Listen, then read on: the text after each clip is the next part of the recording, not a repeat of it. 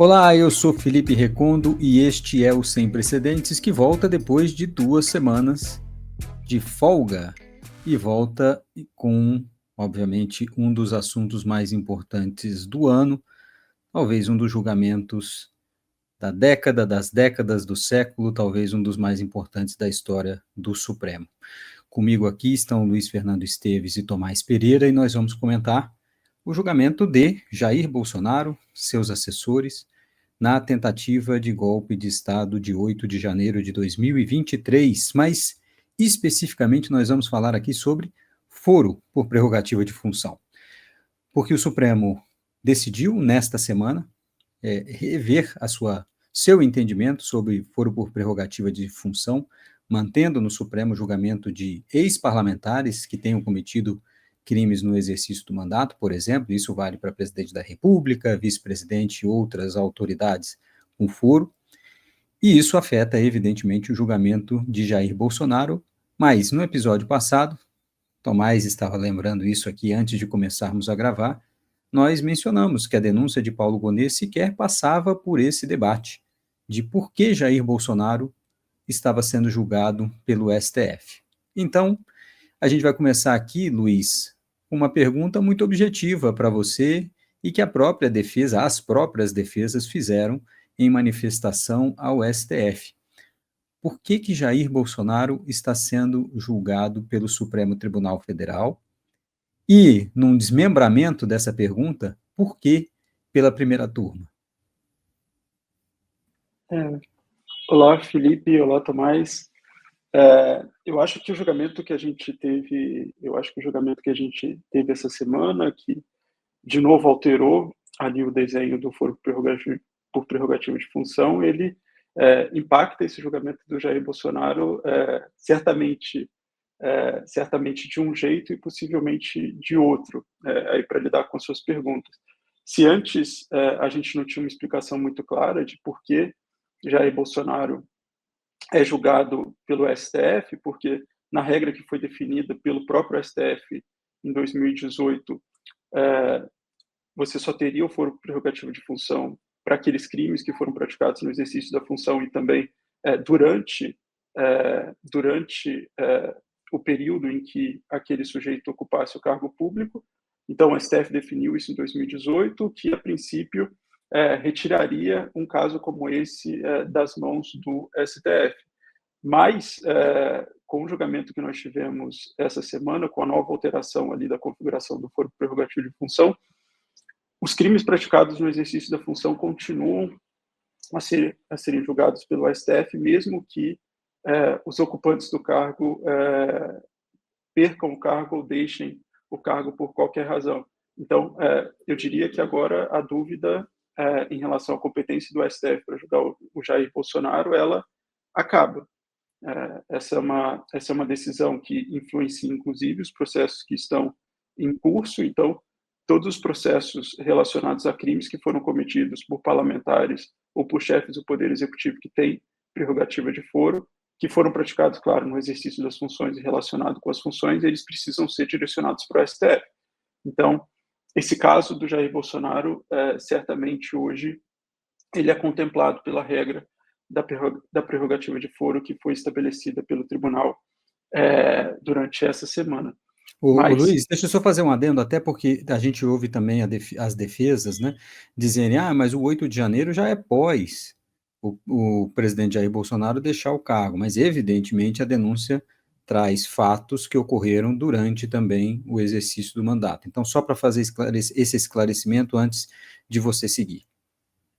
Sim, e durante o exercício do mandato e relacionado com o mandato. Então, a denúncia relata ali diversos episódios em que os encontros aconteceram no Palácio do Planalto, em que o presidente teria movimentado a máquina pública para fazer com que aquelas coisas acontecessem. Então, eu acho que não existem, eu diria que, pelo menos de acordo com a narrativa que é exposta na denúncia, não existem dúvidas que os crimes foram praticados no mandato e relacionados com o mandato. Então, quanto a isso, a nova regra do foro prerrogativo de função do STF dá conta de explicar por que Jair Bolsonaro é processado no STF.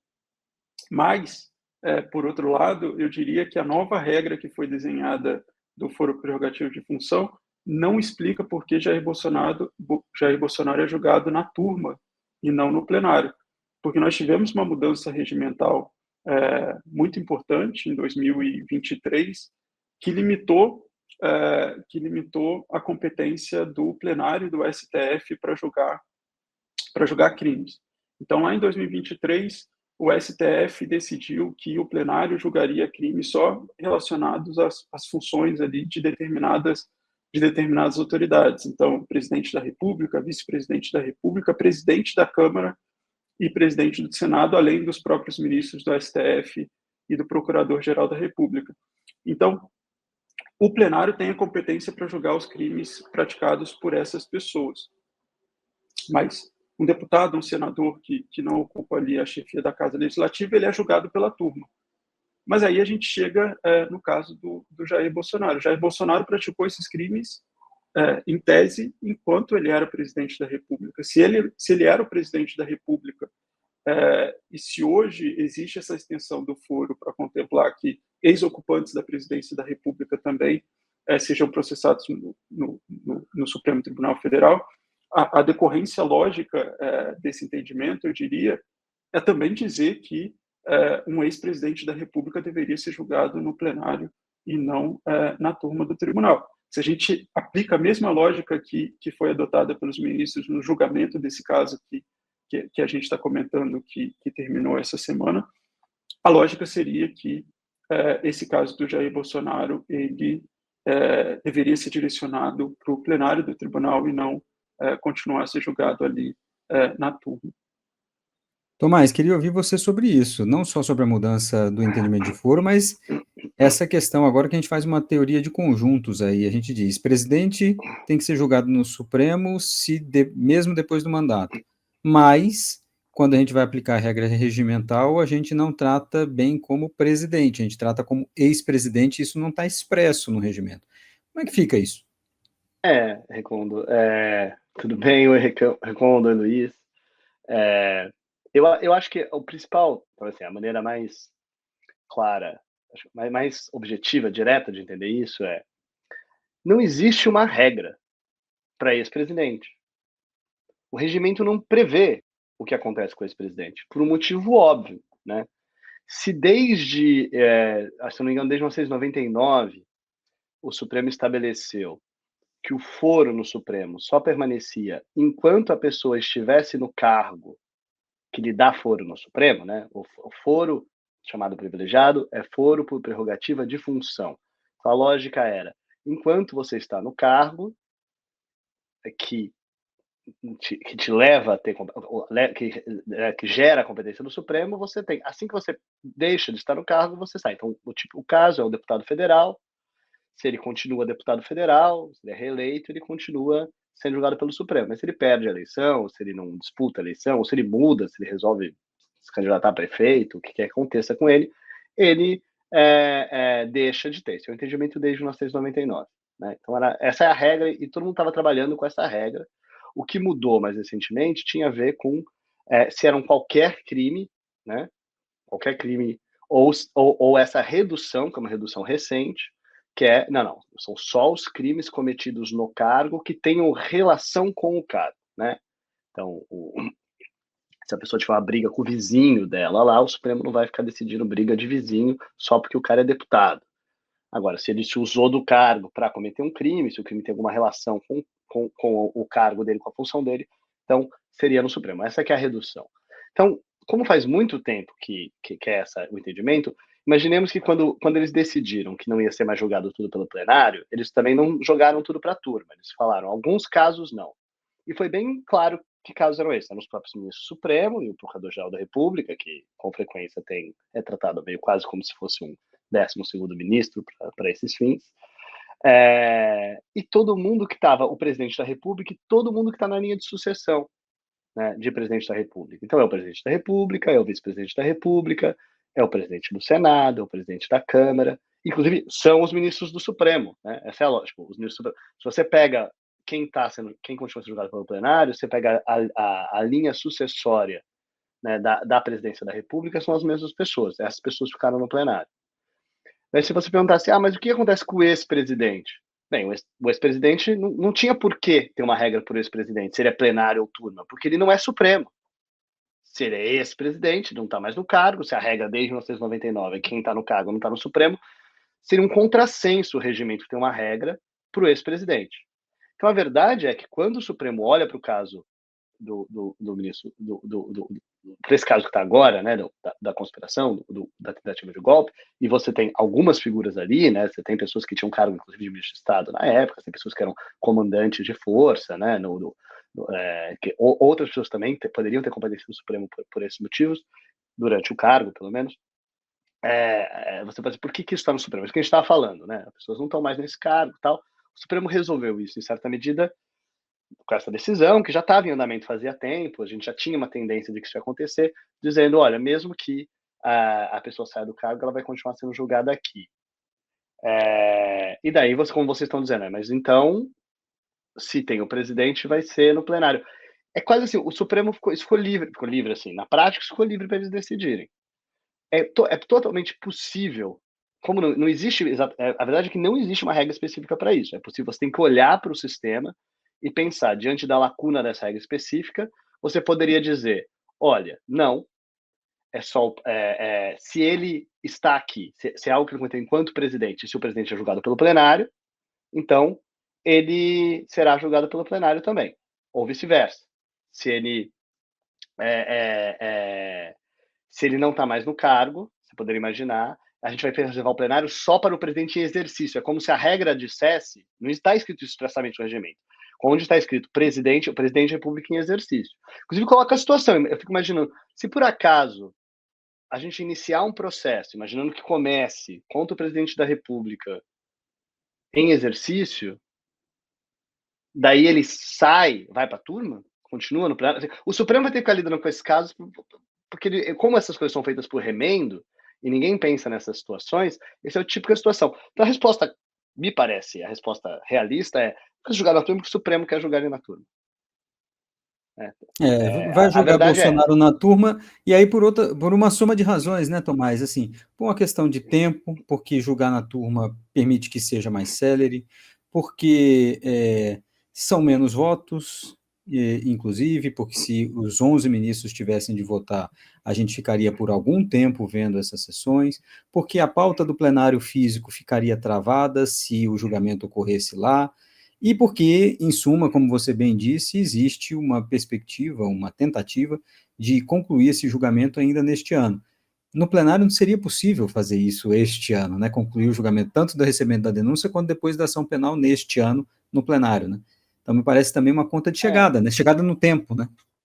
Mas não dá para negar o seguinte, eu acho que existem argumentos que poderiam justificar, dizer que só o presidente da República, só ele por estar no cargo, pela sua importância, que merece julgamento pelo plenário, mas é verdade que num julgamento que se discutiu por fora, e eu acho que o Luiz vai falar sobre isso agora, sobre como um dos argumentos que apareceu muito nessa discussão é perseguição política, a independência, não sei o quê.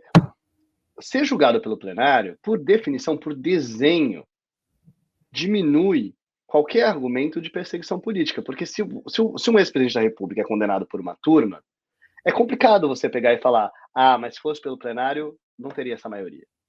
Se fosse na outra turma, o resultado seria diferente. Não é bom, em termos assim, se você for pensar em termos de legitimidade política, de conteúdo, não é a melhor coisa. Claro que é bom que o julgamento seja rápido. Claro. É claro que é bom que o julgamento seja célere.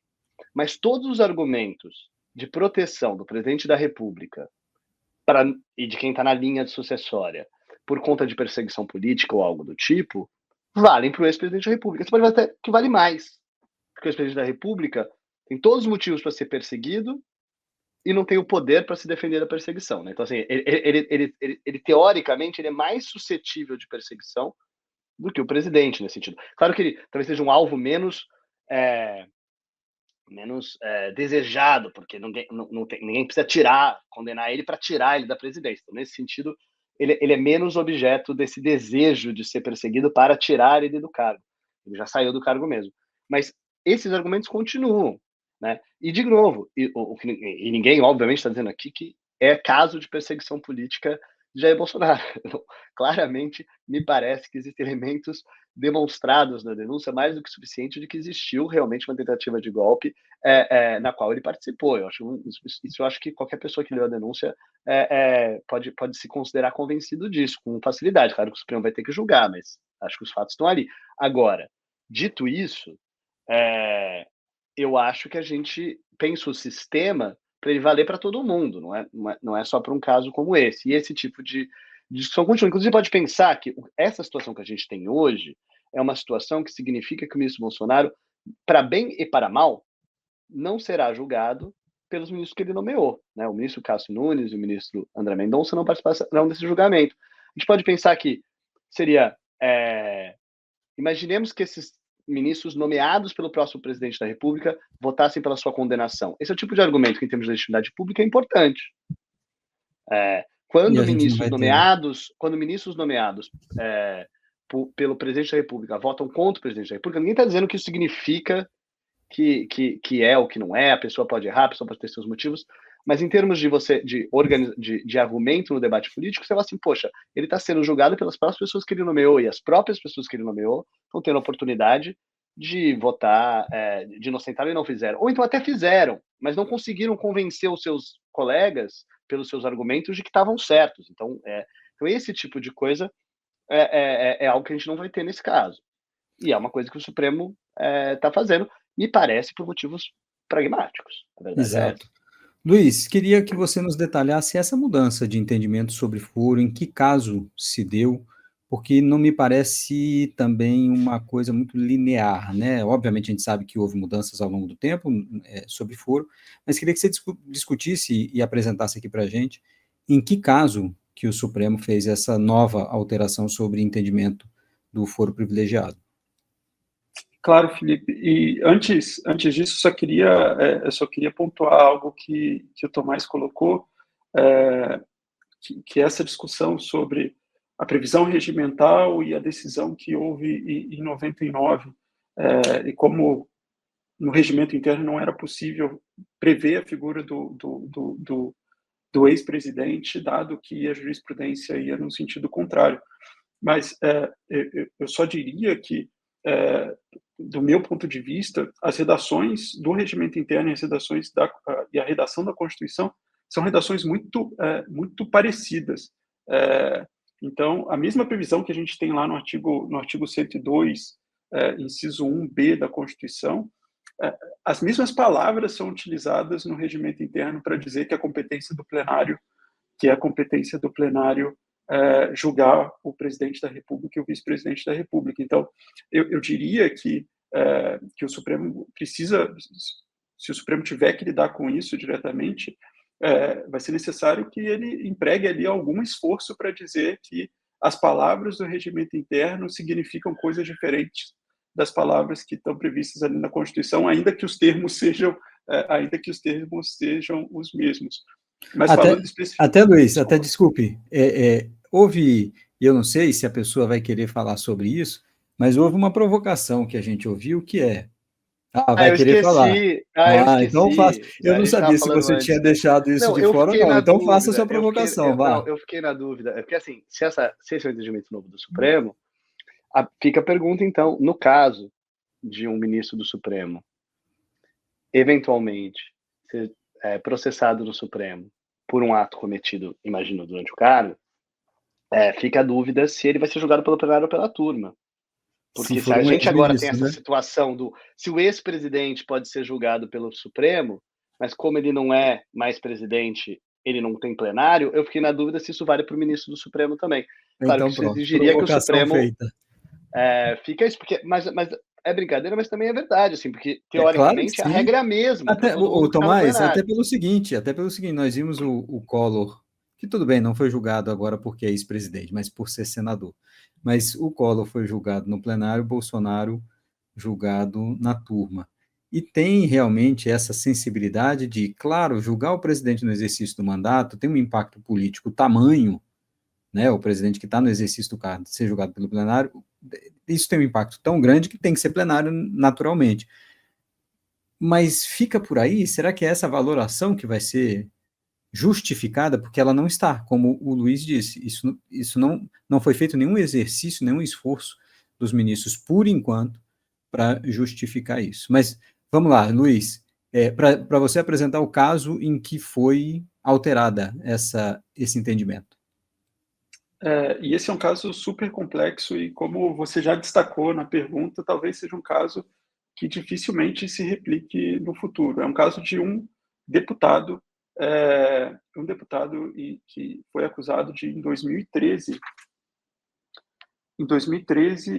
foi instaurado inquérito para apurar rachadinha no gabinete desse deputado.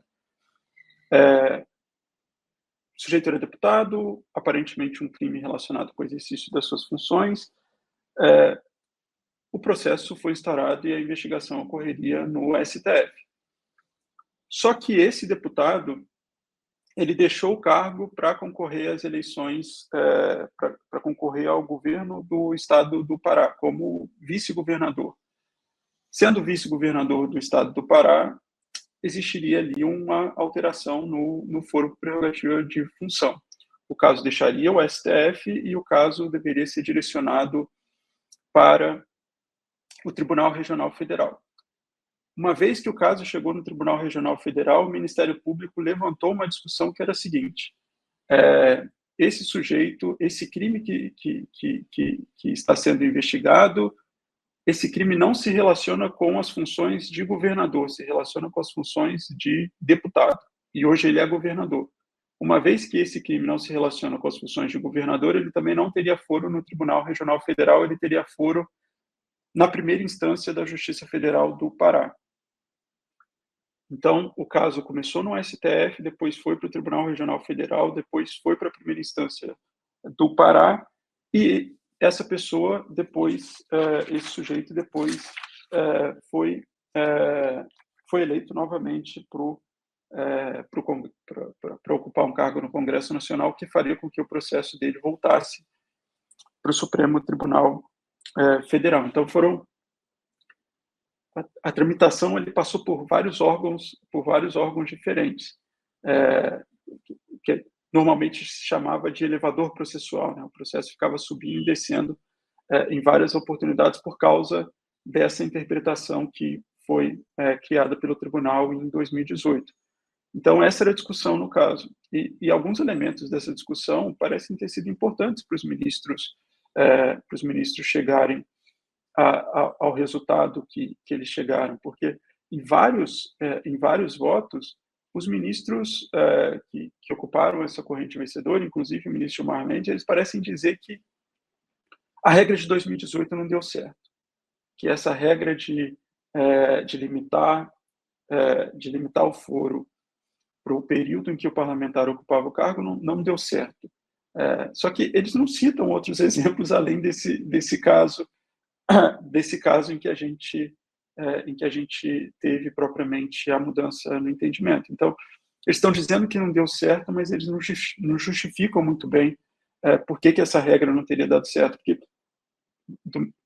eu acho que é totalmente plausível e totalmente normal que, de fato, uma regra não dê conta de todos os casos possíveis. E essa regra nova do Supremo certamente não vai dar conta de todos os casos possíveis. Posso possíveis. Arriscar a resposta, Luiz? Claro. Que acho que você não está querendo dar. Diante dos conflitos políticos que envolveram o Congresso Nacional e Supremo, e com uma força, uma hipertrofia do Congresso Nacional em razão das emendas, do orçamento secreto, etc., o Supremo se viu, de certa maneira, desprotegido diante disso, né? E desse descolamento também do Congresso Nacional em relação ao Executivo e podendo impor certas restrições e ameaças ao Supremo Tribunal Federal. Eu ouvi de ministro em reservado dizendo, não, a gente precisa retomar esse poder. Simples assim, essa é uma parte dessa explicação, penso eu, que é absolutamente pragmática e política, né? Sim, essa pode ser uma razão aí para que o Supremo, de alguma forma, amplie o foro. Mas, e compreensível, né? Compreensível. Não vamos dizer aqui que é um completo absurdo, porque a vida como ela é também, né? Nessa relação entre poderes, o Supremo está olhando isso e falando, olha, A gente precisa de um certo equilíbrio. Estamos falando de pragmatismo, mas isso não é necessariamente um pecado. Sim, mas ainda seguindo a minha linha de raciocínio, a gente tem aqui um caso que é super específico e esse caso é utilizado como fundamento para a mudança de uma regra que vai impactar vários outros casos. O que eu fico me perguntando é se essa regra será alterada novamente no futuro se a gente vê que algum crime ficou de fora da competência do Supremo, deveria ter ficado no Supremo. Enfim, será que esse é o fim da discussão sobre foro prerrogativo de função? Porque se a mudança é tão contingente assim, se a gente já teve aí alterações em 4 oportunidades diferentes, acho que essa é a quarta ou a quinta vez que o STF tem que discutir foro. Será que dessa vez é para valer? Eu não sei. Eu confesso que eu não consigo me convencer de que o STF não vai voltar a essa discussão caso um caso que fuja totalmente dessa regra pareça ali merecer a atenção do tribunal. Tomás, para a gente finalizar.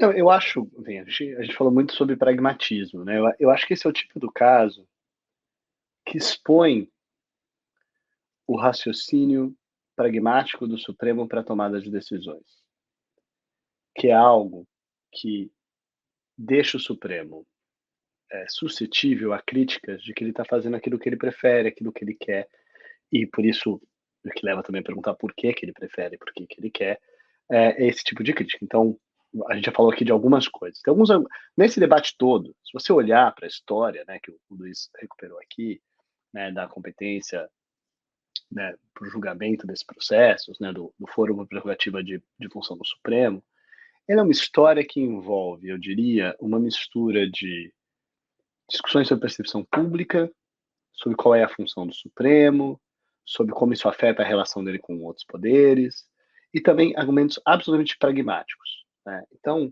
se você olhar lá para 1998, eu acho que para a gente pensar sobre aquela decisão de foro, a gente tem que pensar o seguinte: a gente tem entre deputados e senadores 500 e tantos congressistas. Só esse número é um número enorme de pessoas, né? Se todos os processos criminais envolvendo as pessoas são julgados no Supremo, pela função ou não, por qualquer coisa que eles fazem, lembrando que várias pessoas têm outras atividades, são empresários, têm suas vidas privadas, um monte de coisa. A gente está falando de um número enorme de processos. Se depois que essas pessoas saem dos cargos, os processos continuam no Supremo, a gente está falando de um número infindável, né? Um número enorme que vai só aumentando, porque vai mudando a legislatura, vão mudando os deputados, novos processos vão chegando e esses processos continuariam lá, né? Esses deputados sairiam do cargo e continuariam lá. E, além de tudo, se você olha para, né, o que estava acontecendo na década de 90, a gente ainda está numa situação que até 2001 a gente ainda tinha a situação específica de que para haver o processamento específico desse deputado, no caso do deputado ou do senador, precisava ainda de uma autorização da Casa Legislativa para que ele fosse processado. Isso foi removido em 2000. Então, além de tudo, a gente tinha esses processos todos que estavam lá, esses inquéritos, mais propriamente dito, inquéritos, inclusive, que talvez nunca se tornassem denúncias ou denúncias com autorização. Então, era algo que estava ocupando o Supremo, que dava a impressão de que o Supremo não fazia o seu papel, que não fazia o seu trabalho, e, além de tudo, então essa era a situação até ali. E a gente tem, inclusive, pesquisas que indicavam um número enorme de ações penais no Supremo, inclusive por conta de coisas que não tinham a ver com o cargo, e que também, às vezes, e que ocupavam o Supremo. O Supremo ficava se perguntando, será que o Supremo tem que decidir sobre isso? Será que o Supremo tem que decidir sobre questões criminais de deputados, né, e senadores? Eu falo de deputado e senador porque é um número muito grande de pessoas que têm competência no Supremo tem essa posição específica, né? Então o Supremo realmente resolveu reduzir isso, e resolveu reduzir isso por questões pragmáticas. Assim, o Supremo não é desenhado para ser julgar ações penais, né, um julgamento inicial, né? Nós estamos falando sobre a instrução de ações penais no Supremo. O Supremo até se melhorou e se deve se redesenhar para lidar com isso nos últimos anos, mas ele não foi desenhado para isso, né? Para ser Ô, um Tomás, tribunal. até me permita o comentário ainda no ponto de vista pragmático sobre isso que você está mencionando. Por que que o tribunal mudou, né, lá atrás? Porque tinham dois entendimentos. Esse, que você acaba de mencionar, que o tribunal não tinha esses instrumentos e acabava que começava a uma investigação e depois o processo baixava, o que passava uma ideia de que o Supremo não conseguia julgar as coisas, que não tinha eficiência para isso. E o segundo, eu lembro do ministro Barroso, em alguns momentos, dizendo: o que prejudica, o que divide o tribunal é a pauta criminal. Então, foi também uma solução para tentar unir o tribunal, abrir mão dessa competência criminal de certa maneira. E agora a gente vê que o tribunal está coeso, volta a isso. Mas será que, como disse o Luiz, será que se essa agenda começar a dividir de novo o Supremo, não voltaremos atrás? Mas desculpe É, te interromper, mas só para lembrar também desses dois argumentos pragmáticos não, lá do não, passado. eu acho que você tem toda a razão, mas o Supremo olhava para essa situação e falava, e as críticas que o Supremo recebia, porque a verdade é que essas ações prescreviam, essas ações não geravam Exatamente. condenações, essas denúncias não eram apreciadas. Um monte de coisa acontecia no Supremo que gerava prescrição, e o Supremo era visto como existe uma crítica ao Supremo como sendo um agente da impunidade, né? Então, assim, o Exatamente Supremo isso. tinha essa competência ocupava o Supremo, dava trabalho para o Supremo. O Supremo não dava conta disso, né? Porque mesmo que andasse, a gente tinha essa questão de muda de instância, o deputado deixa de ser deputado. Então, assim, era só problema para o Supremo nesse sentido. Assim, era só problema. O Supremo não era desenhado para fazer isso. Além disso, recebia as críticas da impunidade política. Impunidade criminal, na verdade, de agentes políticos. Né? Impunidade política. Agora, quando o Supremo agora está voltando a decidir esses casos, está dizendo que quer julgar, eu acho que chama atenção o seguinte: quando eles decidem que eles vão continuar julgando você pode pensar que algumas das decisões estão relacionadas, né? A partir do momento que eles reduzem a competência deles só para os atos cometidos no cargo, no exercício da função, porque teve uma redução anterior. Uma redução anterior é só enquanto eles estiverem no cargo. Eles estavam julgando tudo, vamos reduzir só para enquanto a gente está no cargo. Daí teve uma segunda redução. Não só tem que estar no cargo, mas o crime específico tem que ser cometido no cargo e em função do cargo. Tá bom. Depois dessa redução, o Supremo pode falar: aquela redução lá de trás, talvez ela faça menos sentido agora, então eu posso julgar de fato essas autoridades. Porque é verdade que o Supremo, a partir do momento que ele teve essas decisões, ele também tinha que ficar decidindo sobre estabilização ou não de competência. Então o Supremo tinha um monte de questão e discussão sobre isso. Quando que estabiliza? É até o recebimento da denúncia? É quando chega na fase de alegações finais, porque a gente também via isso sendo feito, né? A gente chegou a ver Também, casos, e foi assim também. que surgiu, do deputado federal, quando tá para julgar o processo dele e renunciar. Ronaldo Cunha Lima. E daí, ao renunciar, perdia. O Supremo passou por todo o trabalho da denúncia, da instrução, chegou nas alegações finais. Não. Então, o Supremo também ficava tendo que ter essas decisões, que são regras que também são pragmáticas, também são construídas caso a caso de estabilização, para lidar com o problema que esse sobe e desce. E eu só queria chamar a atenção para o fato de que eu acho que isso é, de fato, não tenho nenhuma dúvida de que essa observação, que é importante no julgamento, né, no voto do ministro Gilmar Mendes, que é um dos grandes problemas do foro. Tem dois tipos de problemas. Um é a capacidade dessas instituições de julgarem essas pessoas. Isso é um problema de desenho. O Supremo melhorou em relação a isso nos últimos anos. O outro é que a mudança constante da situação fática das pessoas e o que isso gera para a competência e esse sobe e desce do processo, né? O deputado, que deixa de ser deputado, vira prefeito, ele deixa de ser prefeito, ele perde a eleição, então ele não tem cargo nenhum, agora ele vira deputado estadual, ou então agora ele vira deputado federal. Esse sobe e desce, de fato, era um dos grandes problemas do foro, inclusive conforme pesquisas que apontaram. Né? Se a gente voltar numa pesquisa lá atrás, uma pesquisa que conduziu, inclusive, o professor Ivar Hartmann, o professor Joaquim Falcão, da FGV, na época, e que foi, inclusive, muito, ironicamente, muito criticada pelo ministro Gilmar Mendes na época. Se você for ler aquela pesquisa, um dos achados daquela pesquisa, quando fala sobre prescrição, é que exatamente o sobe e desce, era um dos grandes causadores desse problema. Né? Esse era um dos grandes causadores, que é exatamente, digamos, exatamente como o Gilmar Mendes está dizendo agora, sobre a necessidade de estabilização. Então, acho que essa não acho que isso é um fato. Dizer assim, agora, onde estabiliza, quando estabiliza, quem que tem competência, eu acho que é uma coisa para ser discutida. Eu acho que o Supremo está decidindo isso de acordo com o que eles preferem.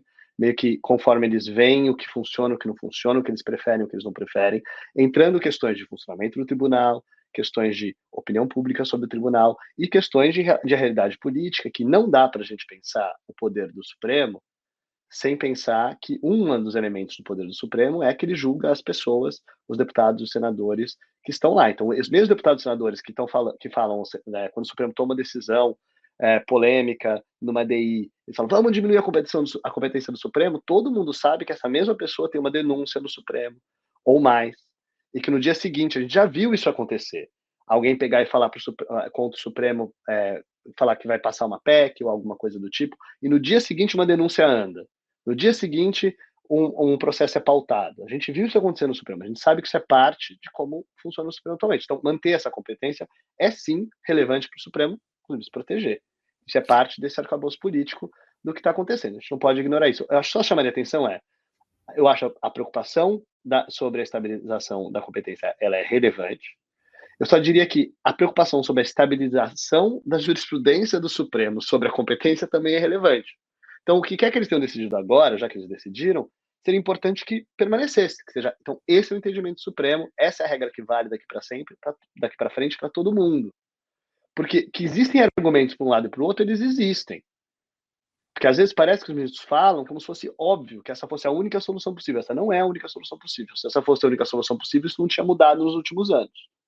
Isso mudou porque existem soluções diferentes, porque em algum sentido existe espaço para interpretações que vão mais para um lado ou mais para o outro. O Supremo fez essa variação. Então, assim, vamos levar a sério que existem argumentos para um lado e para o outro, mas vamos levar a sério que o tribunal se reuniu, chegou à conclusão de que essa é a melhor regra, vamos deixar essa regra valendo, né? Porque o que atrapalha o Supremo é daqui 2 semanas, daqui 2 anos, daqui 3 anos eles mudam essa regra e todo mundo fala, tá mudando a regra por causa de fulano, é por causa de tal pessoa, ou é por causa de tal coisa. Isso é muito ruim para o Supremo, né? Luiz, desculpe, Tomás, achei que tivesse Não, era concluído. isso mesmo, era isso mesmo. Luiz, então, para gente encerrar, porque acho que você tem ainda um ponto sobre imunidades, né? Tem um ponto para imunidades, eu também queria destacar algo, acrescentar algo ao que o Tomás disse. A consequência dessa mudança de entendimento, em parte, é fazer com que todos os processos que estão rodando no Brasil inteiro relacionados a esses deputados que foram cometidos durante o mandato, esses processos precisam ser direcionados para o Supremo agora. Então, imagino que o Supremo receba aí nas próximas semanas uma quantidade considerável de processos, né? Sobretudo porque a gente ainda tem essa regra que ainda é muito sujeita à interpretação para a definição da competência, que é a relação com o mandato.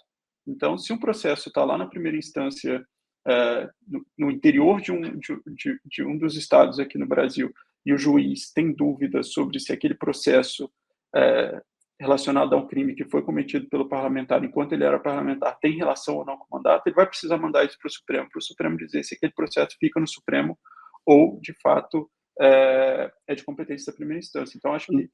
Luiz, não, isso é super importante. Eu acho que isso era um ponto que eu queria complementar, que tem a ver com o seguinte, que é, se a regra anterior, que era a regra que dizia, né, a parte da regra anterior, que dizia que sai do Supremo quando sai do cargo, se ela tinha um defeito que tinha a ver com a realidade, não tinha a ver com a regra, que era as pessoas mudam de cargo, né, os mandatos acabam, as pessoas não são reeleitas, não se candidatam, que geram necessariamente essa instabilidade, ela tinha esse, digamos, esse ponto negativo, né? A realidade da sua aplicação era uma realidade com subidas e descidas que era problemática.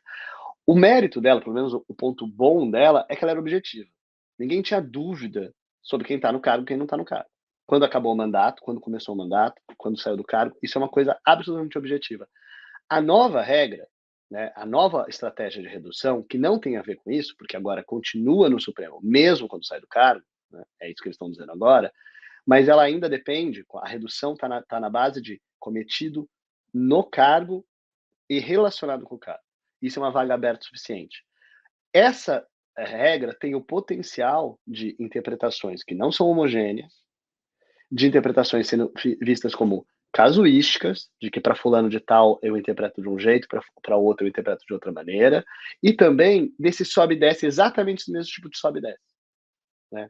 desce porque não tem a ver com o cargo, sobe porque daí de repente eles decidiram que tem a ver com o cargo e gerar exatamente os mesmos problemas. Então, eu realmente acho, e é verdade, que para o Supremo construir uma interpretação, uma jurisprudência sólida sobre isso, é a partir do caso concreto, não tem jeito, vão ser a partir dos casos concretos que a gente vai ter mais clareza sobre o que é, o que não é, mas é muito importante que essa jurisprudência seja sólida, seja consistente, seja clara, para que a gente consiga ter previsibilidade sobre o que é exatamente o tipo, né, que tipos de crimes, que tipos de atos são ou não são relacionados com a competência do Supremo, e para que a gente tenha clareza, né, para a aplicação dessa regra, e para que a gente não tenha esse sobe e desce. Né? Porque se a gente continuar tendo esse sobe e desce por esse outro motivo, ou se a gente continuar tendo a aparência de seletividade na aplicação inconsistente dessa regra, ou eles estão resolvendo um problema e estão criando o mesmo. Ou seja, eles estão mantendo, na verdade, o mesmo tipo de problema, o mesmo tipo de crítica que o Supremo tem sofrido sobre isso.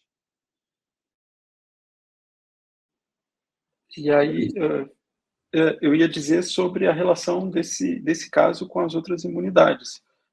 E eu acho que já existia um problema na decisão de 2018, com a qual os ministros não lidaram até agora, mas imagino que essa questão chegue ao tribunal, que é o estabelecimento de critérios que de alguma forma excluem imunidades e contemplam outras imunidades. Eu destaco aqui esse critério de relação com o mandato para que o STF tenha competência para julgar um parlamentar.